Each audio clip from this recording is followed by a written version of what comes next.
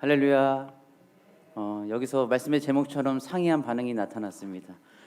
목사님이 나오실 때는 와 했지만 제가 나오니까 갑자기 고요해지는 아무튼 네, 장난이지만 우리가 이 시간 가운데 하나님께서 부어주시는 은혜가 이전보다 더욱 갑절로 있을 줄을 믿습니다. 사도행전 13장의 말씀은 구브로에서의 선교 사역을 마친 바울이 이제 비시디아 안디오까지 나아가 선교 사역하는 것을 그리고 있는 장면입니다. 이 13장의 말씀은 크게 이 세 가지 장면들이 나타나는데요. 먼저는 구브로 선교 이후에 벌어진 한 사건이었는데 13장 14절에서 함께 전도하던 이 마가 요한이 이 선교 여행을 포기하고 돌아갔습니다. 그리고 두 번째는 15절에서 41절까지의 말씀인데 바울이 안디옥의 회당에서 하나님의 말씀을 증거하는 것이 우리가 오늘 보는 말씀의 앞에서 나타나는 장면들이죠. 이 바울이 15절에서 41절까지 설교를 했다는데 그 설교의 핵심은 무엇이었냐? 모든 구원 역사를 주관하신 분이 바로 누구실까요? 선포한 것이 바로 하나님의 은혜와 예수 그리스도 안에서 이제 구원의 역사가 완성되었음을 선포한 것이 이 바울의 설교의 핵심이었습니다. 그것은 바로 예수 그리스도의 십자가 사건이요 주님의 부활 사건이었죠. 여기서 중요한 한 가지가 있습니다. 다른 종교와 기독교의 차이는 무엇입니까? 우리 목사님께서 항상 우리에게 알려주시고 재차 반복해 주시는 그 신앙, 무슨 신앙이죠? 부활 신앙.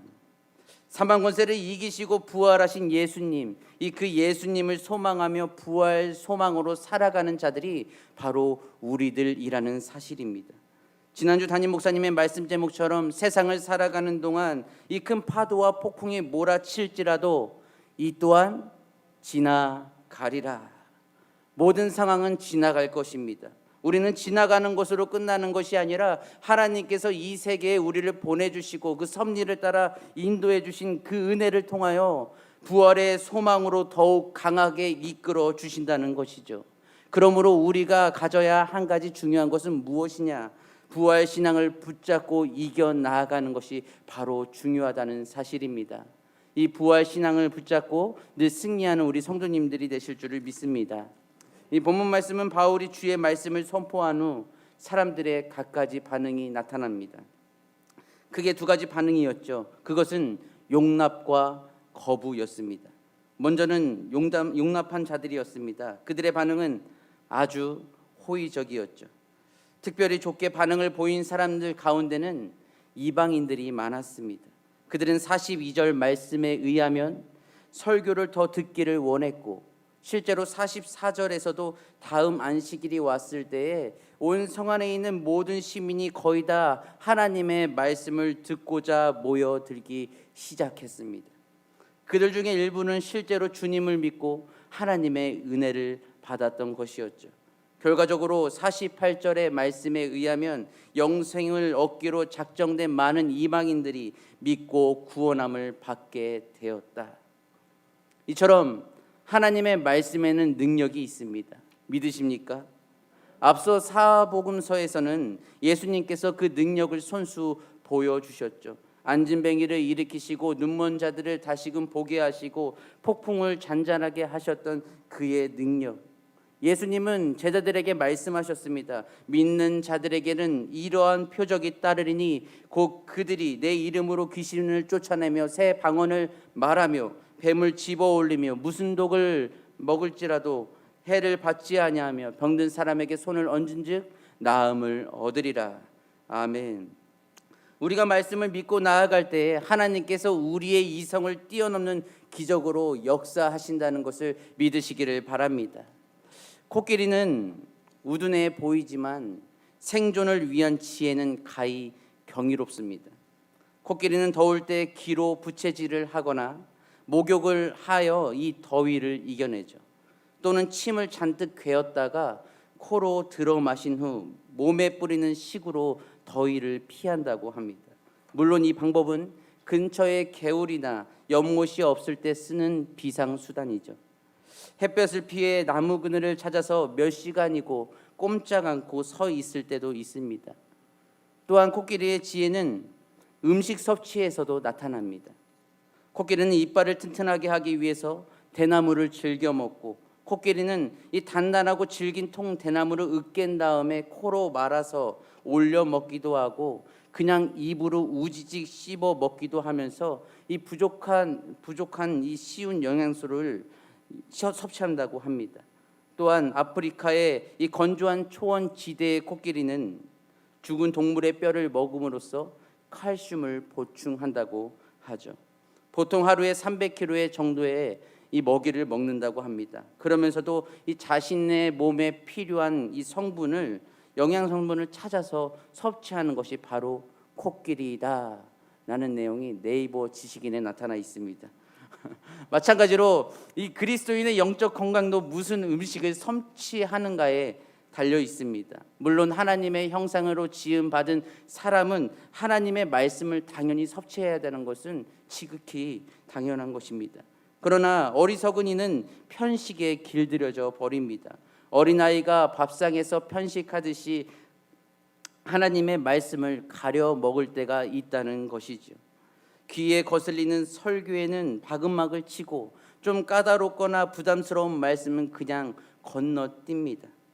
그러나 이 모든 이 편식하는 내용들이 너만 그런 것이 아니라 나도 그렇다, 저만 그런 것이 아니라 이 세상에 있는 많은 자들이 이 모든 것을 경험하고 있다는 것이죠. 그러나 하나님께서 주시는 이 말씀은 우리에게 악한 영향을 주는 것이 아니라 우리의 영혼에 선한 영향을 주신다는 것을 먼저 믿고 나아가시기를 바랍니다. 우리가 깨달아야 할 한 가지, 하나님의 말씀에는 능력이 있습니다. 또한 우리의 영혼의 부족한 부분을 채워주는 것이 바로 하나님의 말씀에 있는 줄로 믿습니다. 사람의 말이 아니라 이 하나님께서 주시는 말씀임을 확신하고 믿고 나아간다면 이 그 말씀은 우리의 영혼의 보충제요, 또한 칼슘이요, 이 영육을 살게 하시는 양식임을 믿으시기를 바랍니다. 코끼리는 달콤한 야자 열매만 찾아다니지 않습니다. 코끼리는 칼슘을 보충하기 위해 억센 대나무를 씻기도 하고 죽은 동물의 뼈를 먹기도 한다고 하였습니다. 우리에게도 이런 결단이 필요합니다. 우리 영혼의 칼슘인 말씀을 섭취하고자 할 때에 내가 삼키기에 질기거나 억셀지라도 그 말씀을 곱씹어야 합니다. 반박과 비방하는 외적인 소리가 있을지라도 하나님의 말씀을 듣기 위하여서 하나님께 가까이 다가와야 하는 것이 바로 우리들이 되어야 한다는 것이죠. 왜냐하면 바울과 바나바가 이 이방인들의 마음의 말씀의 씨앗을 심겨 주기 위해서 담대히 하나님 앞에 나아가 모든 것을 결단했던 것처럼 우리가 결단하고 하나님 앞에 나아갈 때에 우리를 통로로 삼아서 하나님께서 역사하실 것이기 때문입니다. 바로 그 통로가 누가 되어야 할까요? 바로 그 통로가 우리 성도님들이 되어야 될 줄을 믿습니다. 아들 병아리와 아빠 닭의 대화가 있었습니다. 하루는 이 아들 병아리가 아빠 닭에게 물었습니다. 아빠, 왜 벼슬이 있어요? 아빠 닭이 말했습니다. 그건 적들에게 우리의 위험을 가시하기 위해서지. 그럼 주둥이는 왜 뾰족하고 날카롭죠? 그건 적들을 무자비하게 공격해 혼내주기 위해서지. 그럼 목소리는 왜 이렇게 커요? 그건 적들의 기선을 제압하기 위해서지. 한참 생각하던 이 아들 병아리가 말했습니다. 그런데 아빠, 그런 힘을 가진 우리가 지금 닭장 안에서 뭐 하는 거죠? 힘을 가졌지만 아무것도 못하고 갇혀 있다는 이 병아리의 질문이 어찌 보면 아무 힘도 없는 우리가 이 세상에서 무엇을 할 수 있는지와 같은 질문으로 다가왔습니다. 우리는 무엇을 할 수 있을까요? 건강을 주심으로 모든 것을 누릴 수 있지만 그 중에서 우리가 가장 중요하게 생각해야 될 것이 무엇이 있는가? 자녀들도 중요하고 남편도 중요하고 아내도 중요하고 부모님을 모시는 것도 다 중요하지만 가장 중요한 것은 하나님을 사랑하라. 그 말씀을 믿고 확신하고 나아가는 것이 우리에게 가장 중요한 사실이라는 것을 믿으시기를 바랍니다. 용납했던 자들이 있던 반면에 그 반대의 사람은 누가 있었을까요? 거부 반응을 일으킨 자들이 있었습니다. 지도자들을 포함한 어떤 유대인들은 회당을 나가 버렸고 마음의 시기와 분노로 가득 차서 이 바울과 바나바, 이 선교사들을 반대하며 비방하기도 했던 그들의 모습, 그들의 이러한 반대와 비방에 직면한 선교사들은 유대인들이 복음을 받지 않으므로 복음의 빛이 이방인에게로 옮겨지게 될 것을 선포하게 된 것이 오늘의 말씀인 것입니다. 그 이방인의 빛이 바로 복음의 능력이 그들에게 들어간 것을 말하는 것이죠. 박해하고 지역에서 쫓아내려고 하는 이 그들을 향하여 바울과 바나바는 발에 티끌을 떨어버리고 이고니온으로 다시 나아갔습니다. 이 비시디아 안디옥에서 발을 떨어버리고 이고니온으로 간 것은 하나님께서 맡겨주신 복음을 다시금 전하기 위해서 그들은 사명을 놓치지 아니하고 거침없이 끊임없이 나아갔던 것이었습니다. 이 바울과 바나바가 복음을 전했을 때의 상이한 반응이 여기서 나타난 것이었습니다. 복음에 대하여 유대인들은 비방하였지만 이방인들은 환영하고 복음을 영접하였다. 이것은 무엇을 말합니까? 사람에게 힘이 있을지라도 권력이 있을지라도 그 어느 것도 주의 말씀이 두루 퍼지는 것을 막을 수가 없다는 것입니다. 반대하는 자들 앞에서 복음을 전하는 것은 쉬운 일이 아니었습니다. 바울과 바나바의 힘만으로 가능한 것이 아니었죠. 그들이 가능할 수 있었던 것은 하나님께서 그들의 마음에 믿음을 주시고 확신을 주셨을 때에 담대하게 말씀을 선포할 수 있었고 그들의 비방과 반대에도 불구하고 거침없이 선포할 수 있었던 것이 이 바울과 바나바의 모습이었습니다. 그 모습을 지켜본 제자들의 모습이 어떠했을까요? 유대인들의 비방과 제사장들의 반박에도 불구했던 그 모습을 본 주위에 있던 제자들의 모습은 어떠했을까요? 그 말씀이 바로 오늘 52절 말씀에 나타나는데 52절 말씀을 함께 읽도록 하겠습니다. 52절 말씀 시작. 아멘. 무엇과 무엇이 충만했습니까? 기쁨과 성령이 충만했습니다. 여러분들의 마음속에 이 기쁨과 성령의 충만함이 느껴지십니까? 때로는 느껴지지 않을 때가 있을 것입니다. 기쁨이 없을 때도 있을 것입니다. 그러나 우리는 그때 잠시 우리의 속을 들여다보며 우리는 기도해야 될 줄을 믿습니다. 우리의 삶을 누가 인도해 주고 계시는가? 하나님께서 인도해 주고 계신다면 우리의 마음이 두려울까요? 우리의 마음이 텅 빈 마음으로 이 세상을 살아가고 있을까요? 하나님께서 나를 이끄시는 것이 확신이 있다면 우리의 마음속에 텅 빈 마음이 아니라 또한 앞으로 살아가야 할 많은 소망 가운데 부활의 소망으로 이끌어 주시는 그 하나님이 함께 하신다는 것을 믿으시기를 바랍니다. 복음을 전하기 전에는 두렵고 어떻게 전해야 하나, 내가 전하면 무시하고 지나가지 않을까, 또 기분 나빠하지 않을까, 사람들의 반응이 왜 저러지?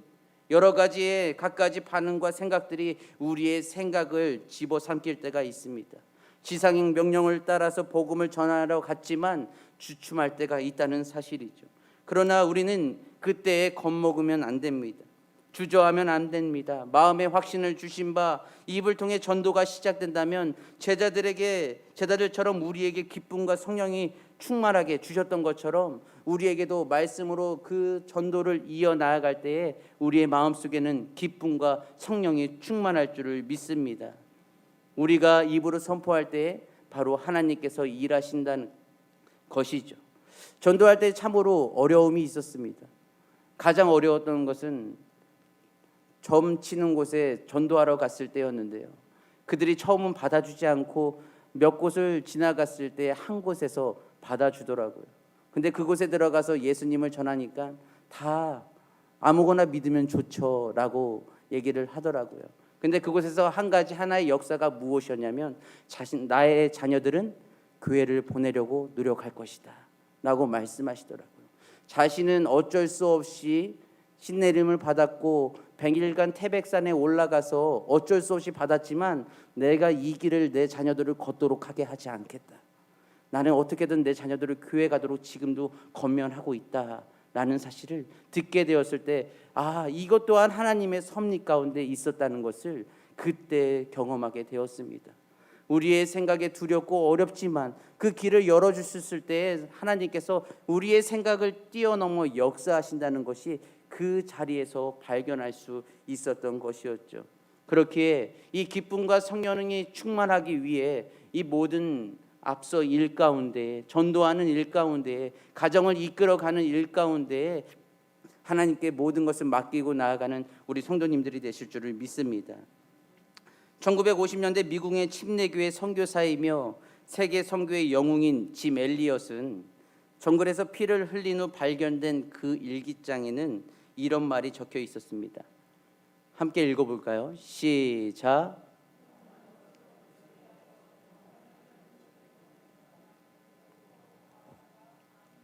아멘. 그가 남긴 유명한 그 일기장의 내용입니다. 영원한 것을 얻기 위하여 영원하지 않은 것을 버리는 사람은 결코 바보가 아니다.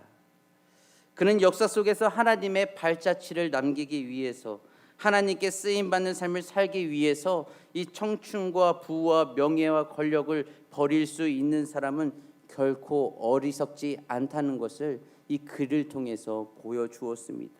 그는 계속해서 이렇게 고백했습니다. 주님, 오래 살기를 구하지 않습니다. 다만 주님을 위해서 내 삶이 불타기를 원합니다. 그는 자신의 사명이 무엇인지 아는 사람이었습니다. 나의 사명은 무엇입니까? 하나님께서 우리에게 주신 사명은 무엇입니까? 우리에게 맡기신 복음을 지상 곳곳에 널리 전파해야 하는 것이 바로 우리의 사명입니다. 오직 성령이 너희에게 임하시면 너희가 권능을 받고 예루살렘과 온 유대와 땅끝까지 이르러 내 증인, 예수님의 증인이 되는 것이 바로 우리의 사명입니다. 그렇기에 제자로서 마땅히 행해야 할 바, 코로나로 인해서 대면이 어려울지라도 우리는 여러 가지의 방법이 있습니다. 그 방법을 구안해서 전도할 수 있습니다. 우리가 전도할 수 없다고 손을 놓고 있는 것이 아니라 우리가 기도할 때 하나님께서 지혜를 주실 것이며 한 영혼의 소중함을 다시금 깨닫게 하신다는 것을 믿으시기를 바랍니다. 하루하루 주의 말씀과 기도로 준비하는 우리의 모습을 통해 하나님은 더욱 애타는 마음으로, 오직 한 영혼을 사랑하는 마음으로, 기쁨과 성령의 충만함으로 우리를 채워주셔서 사용할 것입니다. 부모님을, 또한 남편을, 아내를, 자녀들을, 또한 주변 지인들을 향한 이방의 빛으로 우리를 채우셨다는 것, 그러므로 말씀의 칼슘을 매일매일 먹으며 역사 속에서 하나님의 발자취를 남기는 귀한 통로가 바로 우리 성도님들이 되시기를 주님의 이름으로 축원합니다. 다 같이 기도하시겠습니다. 사랑의 하나님 아버지, 바울과 바나바가 비시디아 안디옥에 가서 주의 말씀을 선포했을 때 많은 사람들의 상이한 반응이 일어났습니다. 그들의 비방과 반박에도 불구하고 오직 주님만을 믿으며 확신을 가지고 예수의 이름을 전파하였던 것처럼 우리 또한 이 세상에 어떠한 상황이 올지라도 두려워하지 않고 예수의 이름을 전하는 것에 부끄러워하지 않고 감사함으로 담대하게 전파할 수 있는 귀한 통로로 준비시켜 주시옵소서. 사랑이 많으신 예수님의 이름으로 기도드리옵나이다. 아멘.